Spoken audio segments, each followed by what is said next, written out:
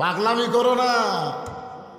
আজকে ফখরুল আলমগীর বলছে আল্লাহর কোরআনে নাকি রাজনীতি নাই, রাজনীতির সাথে নাকি ইসলামের সম্পর্ক নাই। শালা মুরতাদ, মুনাফিক, কাফের। ভাগ্যগুণে আমরা একটা ইউনুস বসাছি।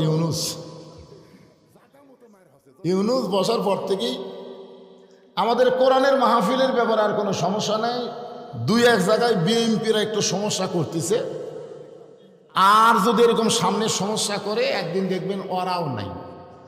হাসিনা তাও হেলিকপ্টারে বলাছে, এদের পলানোর মতন কোনো দেশই নাই।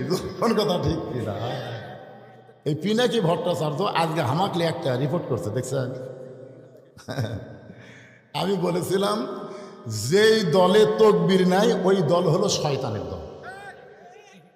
এই কথা বলাতে বিএনপির আমার বগুড়া জেলার তাই সভাপতি আমার পর খেপে গেছে। আপনারা বলেন তো, কোরআনের আয়াত যখন বক্তা তেলাওয়াত করে, এই আয়াতের তেলাওয়াত শুনলে আপনাদের ইমান বাড়ার কথা কে কইছে?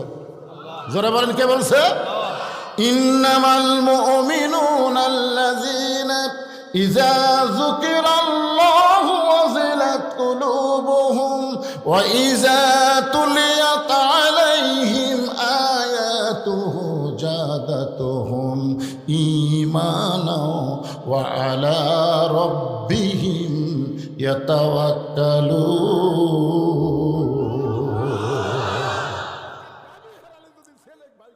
এই জন্য আল্লাহ এক নম্বরে ঈমান। ঈমান যদি না থাকে তুমি যত ভালো আমল করো